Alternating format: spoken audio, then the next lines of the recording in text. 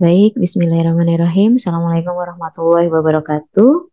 Hari ini kita akan memasuki materi berikutnya berupa perubahan anatomi dan fisiologi ibu hamil. Yang pertama akan kita bahas adalah uterus. Uterus membesar di bawah estrogen dan progesteron. Nah, di gambar samping ini bisa dilihat ya perbedaan antara kondisi tubuh ibu yang tidak hamil dengan yang hamil. Pada saat hamil tentunya pembesaran uterus ini memerlukan tambahan otot, perdarahan serta jaringan dan ligamen ya. Dan ketika mengalami hipertrofi, otot polos uterus itu menambah serabut kolagen yang menjadi hipogrospik akibat meningkatnya kadar estrogen sehingga uterus dapat mengikuti pertumbuhan janin. Awalnya uterus normal itu sekitar 30 gram, kemudian pada akhir kehamilan itu sekitar 1000 gram atau 1 kilo, sehingga terjadi penambahan sekitar 970 gram dengan panjang hampir 20 cm dan ketebalan hampir 2,5 cm. Nah, kalau normal tidak sepanjang itu dan setebal itu ya.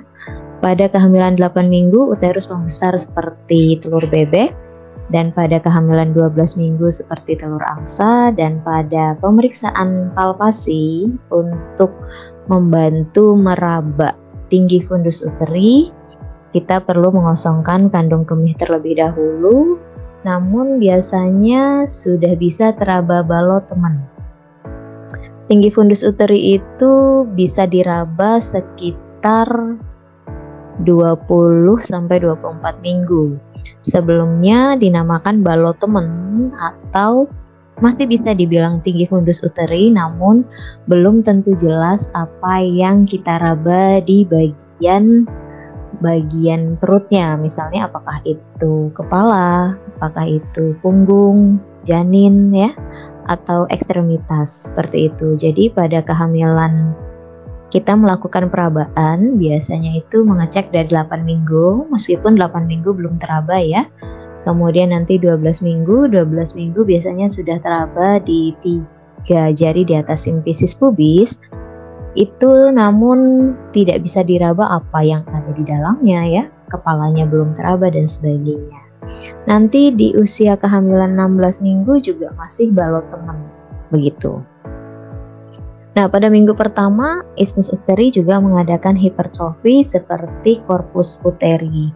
Nah, isthmus uteri ini adalah area yang biasanya dilakukan tempat pembedahan seksio sesarea, sehingga kalau ibu yang kehamilannya atau persalinan pertamanya sesar untuk melahirkan secara normal lagi, itu akan dicek kembali ketebalan dari isthmus uterinya melalui USG transvaginal, apakah lebih dari 2,5 cm atau tidak. Kalau kurang maka disarankan untuk sesar kembali, seperti itu. Nah, hipertrofi isthmus ini pada triwulan pertama membuat isthmus menjadi panjang dan lebih lunak. Ini sering disebut sebagai tanda Hegar atau tanda tidak pasti kehamilan. Ya, karena pada triwulan pertama itu resiko untuk tidak terjadinya kehamilan banyak sekali. Contohnya pada kehamilan black teeth ovum, dia uterusnya membesar, terdapat bentuk kehamilan, kantong kehamilan, kemudian hasil tes packnya positif tapi belum tentu janinnya berkembang, gitu ya. Kemudian kita bisa lihat di sini di gambar sebelahnya ya, ketika 12 minggu ini kalau diukur dengan jari sekitar 3 jari di atas simfisis pubis ya. Kemudian pada kehamilan 16 minggu kafum uteri sudah diisi oleh ruang amnion dan janin tapi masih kecil sekali ya. Ini sekitar tingginya adalah pertengahan simfisis dan pubis. Nah, untuk gambar ini ada beberapa perbedaan dengan pernyataan saya ya yang di sini, karena kalau 20 minggu fundus uterinya terletak kira-kira di pinggir bawah pusat ya di sini, atau 1 jari bisa 2 jari, tapi kalau di gambar ini sepusat itu 20 minggu. Padahal nanti mungkin buat teman-teman yang lain juga bisa dicek. Pada dasarnya untuk ukuran orang Indonesia 20 minggu itu ada di bawah pusat sekitar 1-2 jari ya. Kemudian kehamilan 24 minggu itu di sepusat ya, tepat di pinggir atas pusat. Kemudian 28 minggu. Nah, ini agak berbeda ya dengan pernyataan di sini.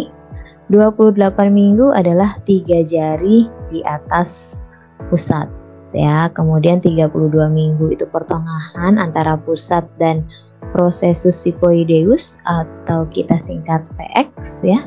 Kemudian di 36 minggu itu berada di 1 atau 2 jari di bawah PX, dan 40 minggu biasanya turun lagi sekitar pertengahan atau bisa 3-4 jari di bawah PX.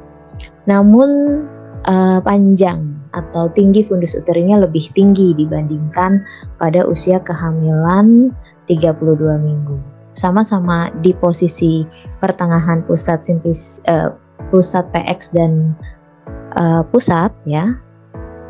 Dari pusat dengan PX sama-sama di pertengahan antara 32 minggu dan 40 minggu, namun pada 40 minggu dia lebih tinggi panjangnya ya. Misalnya kalau di 32 minggu mungkin 28 cm atau 30 cm, sedangkan kalau nanti 40 minggu bisa 34 cm atau 36 cm begitu.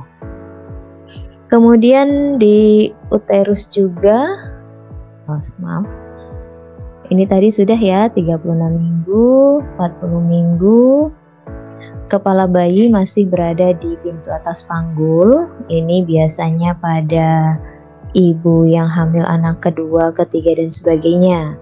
Sedangkan kalau ibu yang baru pertama kali hamil 36 minggu itu harus sudah masuk panggul.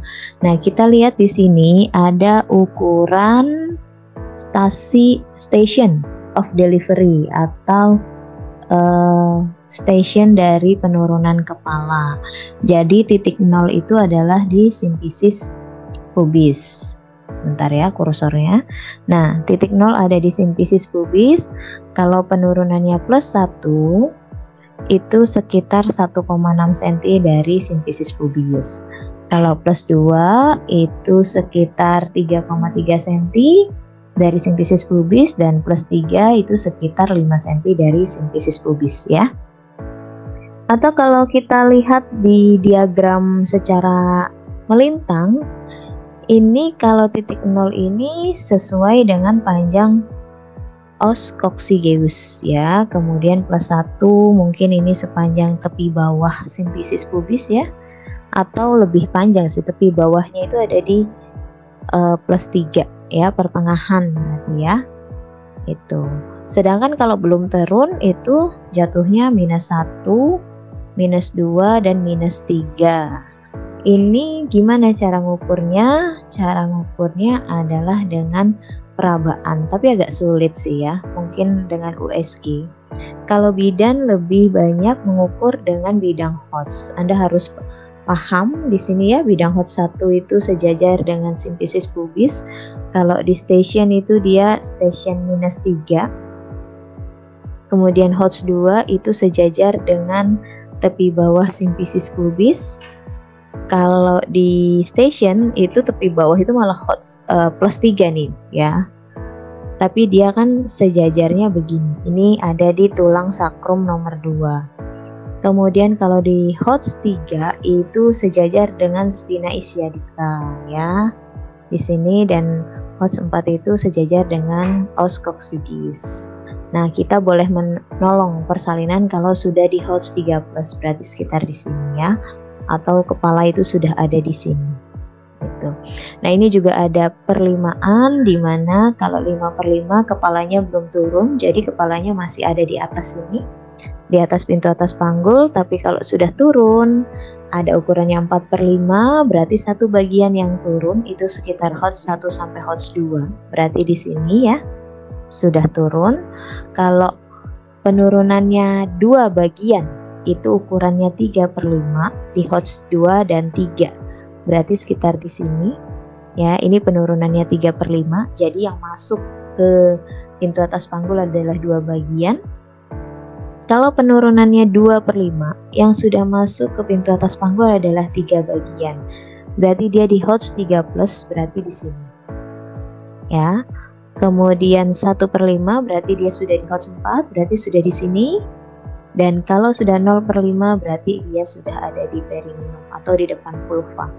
Atau di sini dia ya, kepalanya sudah tinggal dilahirkan.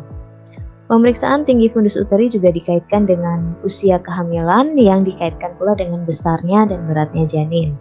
Semakin tua kehamilan, otot kehamilan akan berkontraksi dan segmen bawah rahim atau SBR menjadi lebih tipis. Batas ini dikenal dengan lingkaran retraksi fisiologis yang kalau terjadi pada kehamilan CPD ya, cephalopelvic disproportion, itu dia akan menebal yang akhirnya tidak dapat membantu proses persalinan kelahiran bayi karena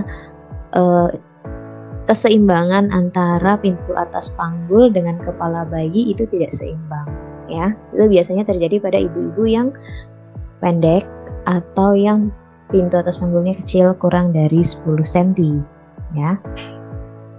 Kemudian untuk serviks uteri di sini juga mengalami perubahan karena hormon estrogen lebih banyak mengandung jaringan ikat dan hanya 10% jaringan otot. Jadi kalau bisa kita lihat ini adalah serviks. Penampangnya kalau misalnya keseluruhan seperti ini. Jadi ini kepala bayi, ini rahim, dan ini leher serviksnya. Ini ketika dia belum mengalami pembukaan. Tapi kalau dia sudah mengalami pembukaan, dia akan menipis sekali sampai tidak teraba sama sekali. Nah, ini kan ada tipis ya, lembaran tipis. Itu kalau nanti pembukaannya sudah lengkap, di mana bayinya sudah siap lahir, ini tidak ada. Ya, jadi naik ke atas semua atau seperti ini. Kalau pada saat pemeriksaan dalam, kita jarinya akan masuk ke sini. Kita akan mengukur tebal, kaku, tipis dan lunaknya si serviks ini ya. Ini adalah gambar foto yang asli terkait dengan serviks yang normal seperti ini. Tapi nanti kalau Anda lihat serviks ibu yang sudah melahirkan itu tidak seperti ini ya, akan berbeda, lebih bulat, kemudian suka ada celahnya, atau pada beberapa ibu suka ada lendir keputihan di samping-sampingnya seperti itu. Kemudian pada saat persalinan serviks membuka mengikuti tarikan-tarikan korpus uteri ke atas dan tekanan bagian bawah janin ke bawah. Jadi ketika kepala janin ke bawah ini menekan serviks dan ini nanti narik ke atas ya. Sesudah partus serviks itu akan berlipat-lipat dan tidak menutup seperti ditempatnya pada sphincter. Pada multipara serviksnya bundar, ada cedera dan lecet atau robekan serta menganga. Terdapat kelenjar di serviks yang mengeluarkan sekresi. Kemudian vagina dan vulva kita pelajari lagi. Di sini labia mayor, labia minor, introitus vagina, di sini uretra, di sini adalah klitoris, di sini adalah vestibulum, di sini adalah perineum, dan ini anus. Yang berikutnya adalah Anda bisa pelajari terkait dengan otot-otot seperti anterior labia nerve, ini saraf ya, dorsal nerve of clitoris, ini juga saraf. Nah, pada saat kehamilan, vagina dan vulva ini mengalami vaskularisasi atau perubahan warna, bisa terlihat lebih merah atau agak kebiru-biruan, ungu ya, namanya livid. Disebut sebagai tanda Chadwick. Jadi kalau ibu yang tidak hamil itu warnanya merah pucat mungkin ya. Tapi kalau pada ibu hamil itu ungu ya, atau cenderung gelap hitam. Warna porsio pun juga seperti itu. Pembuluh darah pada alat genitalia interna juga membesar karena oksigenasi dan nutrisinya meningkat karena ada janin. Sehingga kalau daerah tersebut mengalami kecelakaan, itu perdarahannya cukup besar kalau terjadinya luka. Selanjutnya adalah ovarium, di mana pada saat awal kehamilan itu yang penting adalah masih terdapatnya korpus luteum graviditatis sampai terbentuknya plasenta. Nah ini, korpus luteum ini akan masih bertahan sampai 16 minggu. Kalau yang asli pada sehari-hari, kalau kita tidak hamil, dia akan menjadi korpus albikan dan terserap kesendiriannya, ya. Tapi setelah plasenta hadir, dia akan mengecil menjadi ukuran semula sekitar 3 cm. Dia membantu mengeluarkan hormon estrogen dan progesteron serta mengeluarkan hormon relaksin yang merupakan imunoreaktif inhibin dalam sirkulasi maternal. Kadar hormon relaksin ini meningkat pada trimester pertama supaya rahimnya tidak berkontraksi dan mencegah dari keguguran, dan memiliki pengaruh juga untuk menenangkan saat pertumbuhan janin mulai membesar hingga trimester ketiga.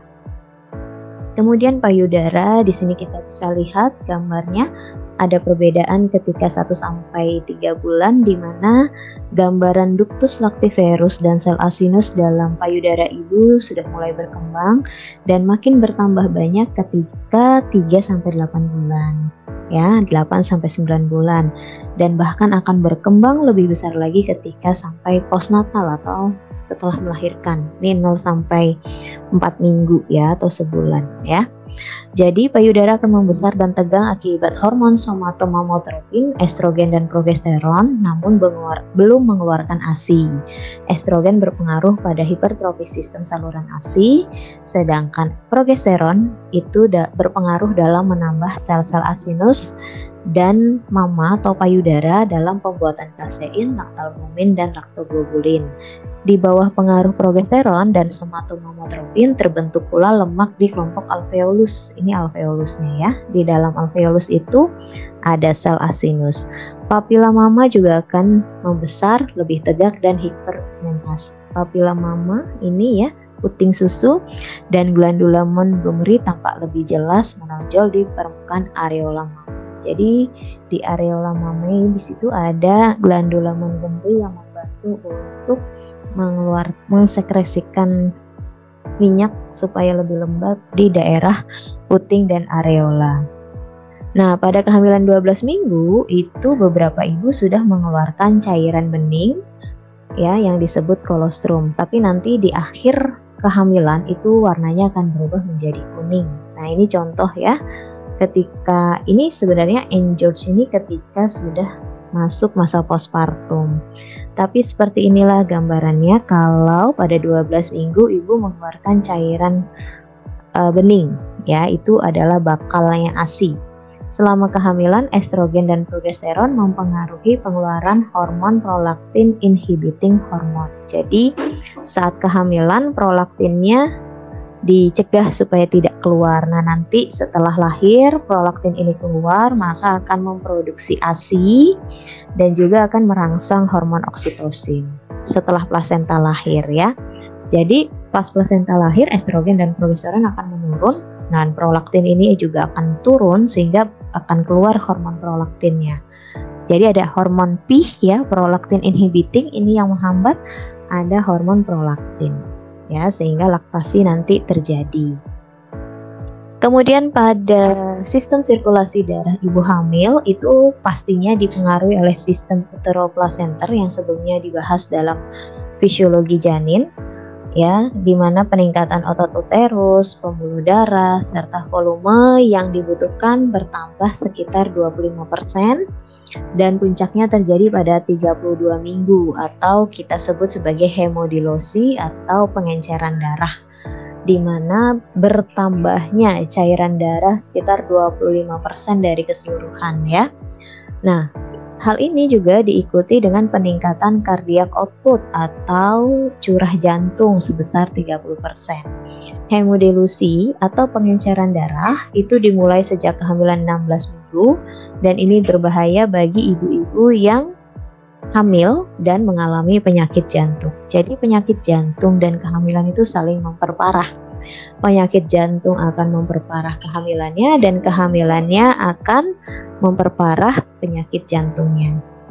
Nah, ini bisa dilihat gambar di sebelah di mana perbandingan antara uterus bagi ibu yang belum hamil dengan yang sudah hamil. Tentunya proses perdarahannya cukup lebih banyak dari ibu yang saat hamil ya. Ini ada arteri uterina, ada arteri arkuat, ada arteri spiralis ya yang mengalirkan darah dari perimetrium ke myometrium dan melanjutkan ke endometrium.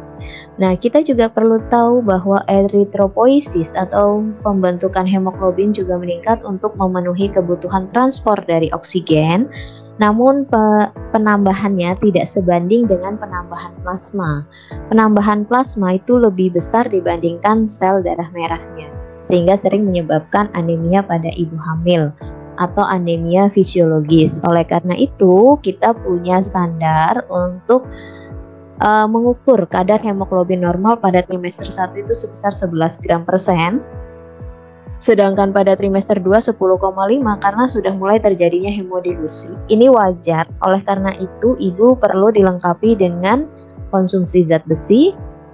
Dan pada trimester 3 ditingkatkan lagi menjadi 11 gram per sen karena untuk persiapan persalinan ya. Nah, ini berikut contoh plasma dan ini sel-sel darah ya. Di sini tidak hanya sel darah merah, ada juga sel darah putih serta platelet atau trombosit. Dan plasmanya ini mengandung protein, ion, air, nutrisi, kemudian gas dan sebagainya. Kalau untuk jumlah leukosit itu sekitar 10.000 mili dengan produksi protombin juga meningkat. Pada triwulan pertama terdapat penurunan jumlah protein ya, meningkat pada serum plasma. Jadi proteinnya menurun tapi plasmanya meningkat. Albumin, gamma globulin yang kemudian juga meningkat pada triwulan kedua. Pada saat postpartum atau setelah melahirkan, sirkulasi uteroplasenter ini terhenti ketika diputusnya tali pusat, maka sejumlah darah yang tadinya mengalir ke janin itu hanya dikelola oleh tubuh ibu yang akan membebani jantung, sehingga berhati-hati bagi ibu yang memiliki bakat penyakit jantung bisa terjadi dekompensatio cordis. Dan terdapat hemokonsentrasi di mana yang tadinya hemodilusi, pengenceran darah, sekarang pengentalan darah. Hemokonsentrasi pada hari ketiga sampai kelima. Jadi kebanyakan hari pertama, kedua sampai kelima ibu akan sering buang air kecil untuk mengurangi cairan pada tubuhnya. Termasuk juga proses menyusui di mana cairan pada tubuh ibu akan dialirkan menjadi air susu ibu. Kemudian terdapat juga peningkatan trombosit sehingga akan beresiko tromboflebitis pada ibu yang masa nifas. Karena tadi ya makin banyak trombositnya. Karena hemokonsentrasi tadi plasmanya banyak dikeluarkan. Selanjutnya di sistem respirasi, di gambar kita bisa lihat bahwa pada ibu yang belum hamil paru-parunya tidak ada masalah ya, bisa berkembang secara normal. Sedangkan pada ibu hamil, di sini kehamilannya itu akan mendorong diafragma semakin ke atas, sehingga pada beberapa ibu mungkin proses inhale dan exhale-nya akan terhambat atau bisa menyebabkan sesak nafas.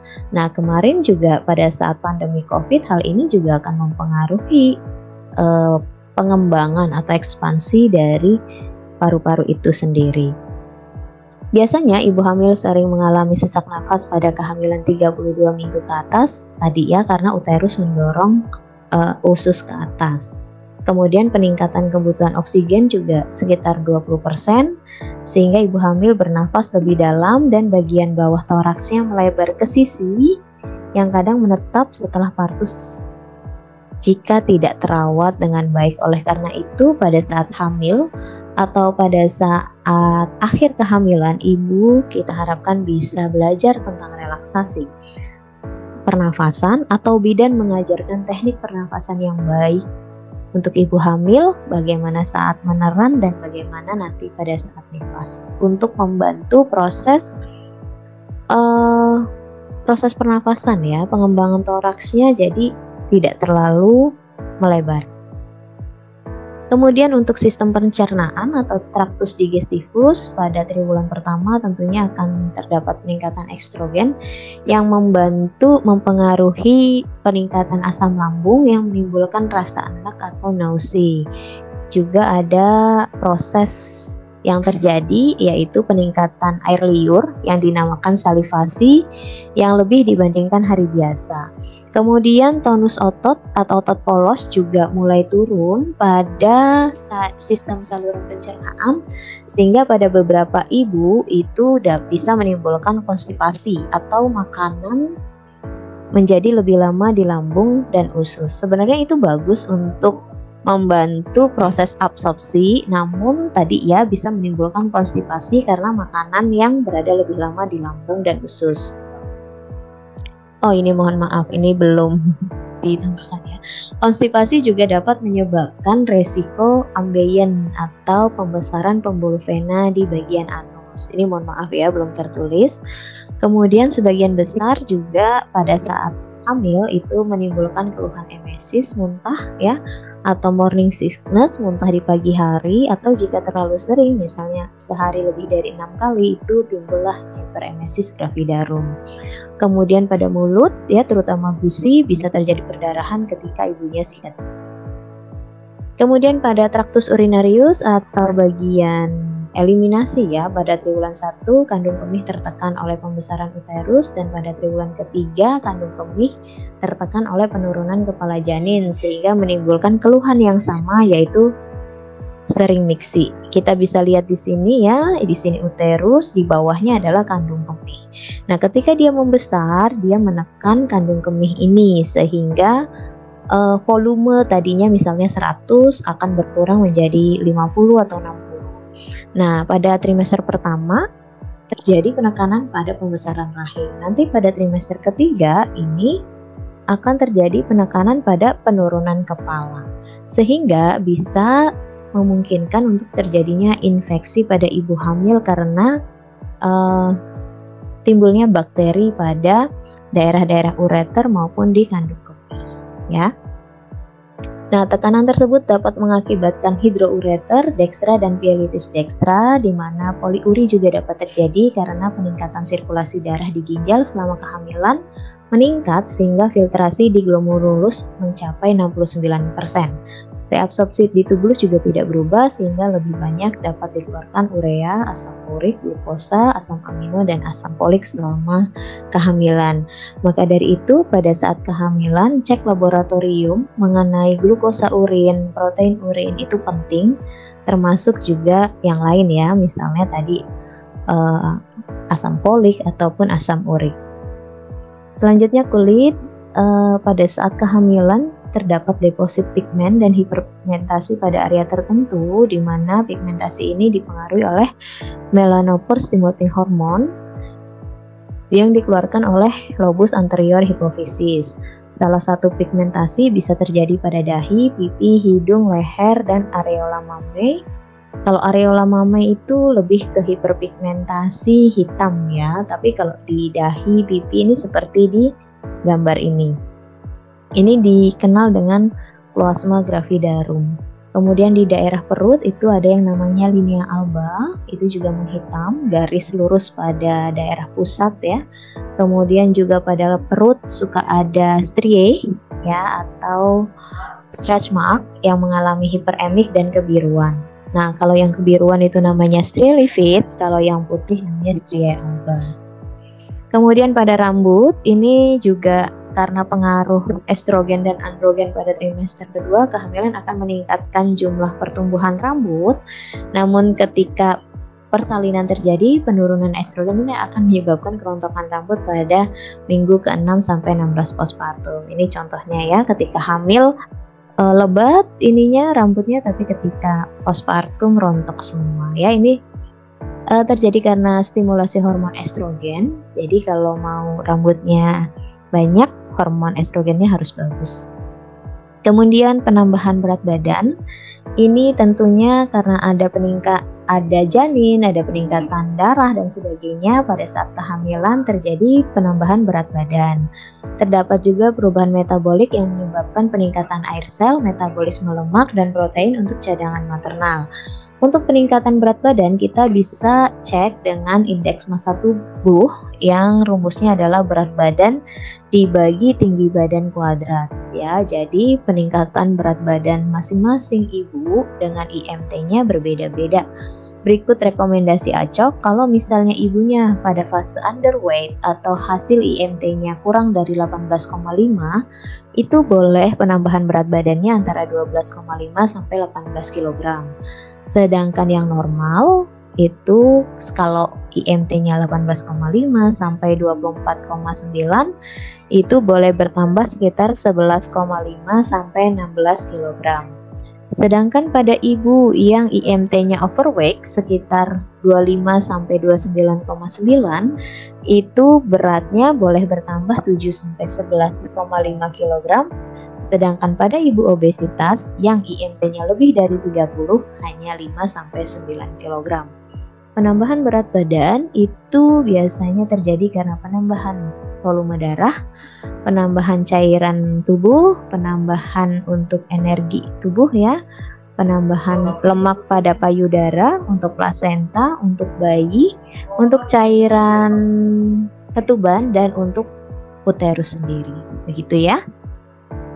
Kemudian untuk postur tubuh, di sini kita bisa lihat perbandingan antara ibu yang belum hamil dengan yang tidak hamil. Di sini kita lihat untuk area gravitasinya, tentunya pada ibu yang hamil itu bergeser ya. Pembesaran uterus menyebabkan pergeseran pusat gravitasi yang awalnya di pusat menjadi bergeser ke tengah dan menyebabkan lordosis punggung bawah nih. Ya, lordosis ini. Di sini lordosis. Kalau ini kan tidak lordosis ya. Fleksi pada leher ya dan bahu turun ke bawah, sering tegang, sendi sakroiliaka dan simfisis pubis melebar serta tersendi tulang belakang menjadi lebih lemah di sini. Ya. Kemudian di ekstremitas terlihat udem, bengkak pada kaki dan tungkai akibat penimbunan cairan. Hal ini karena meningkatnya tekanan vena di bawah uterus karena sumbatan parsial vena cava inferior dan penurunan tekanan osmotic koloid interstitium yang memang normal terjadi selama kehamilan. Bengkak ini dapat kalau yang normal itu biasanya akan mengempis sendiri ketika ibu merubah posisi. Misalnya kalau kelamaan duduk nanti dengan jalan-jalan atau berdiri kemudian berubah posisi dia tidak akan terlalu bengkak lagi. Biasanya bengkak karena habis bangun tidur pagi-pagi ya, nanti diajak jalan juga sudah mulai lancar alirannya. Tapi pada beberapa ibu ada yang mengalami bengkak intermiten. Nah, ini juga harus hati-hati diwaspadai karena itu merupakan salah satu tanda gejala preeklamsi atau komplikasi pada kehamilan.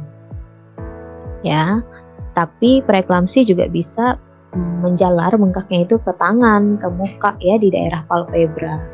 Jadi mukanya lebih agak sembab. Kemudian untuk metabolisme juga terjadi peningkatan basal metabolisme rate, di mana hal ini didukung oleh sistem endokrin juga yang meningkat 15-20% terutama di trimester ketiga.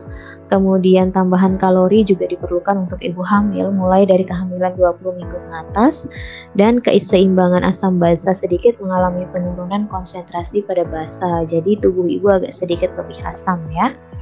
Protein diperlukan dalam kehamilan untuk perkembangan badan, sistem reproduksi, payudara, dan janin, dan protein juga diperlukan untuk persiapan laktasi. Pada saat kehamilan, beberapa ibu juga mengalami peningkatan nafsu makan yang kadang-kadang mengakibatkan glukosuria, di mana terdapat glukosa pada urinnya, sehingga itu menimbulkan diabetes kehamilan atau diabetes mellitus gestasional.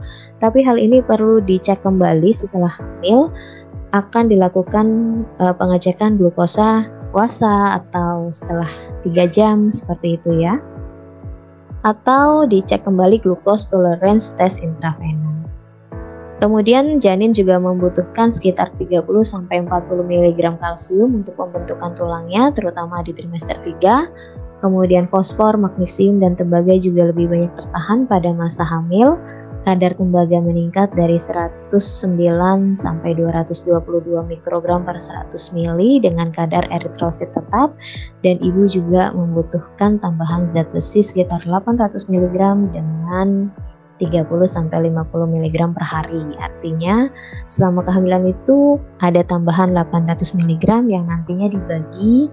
Kalau bisa dalam sehari ibu sudah tercukupi asupan zat besinya sekitar 30-50 mg.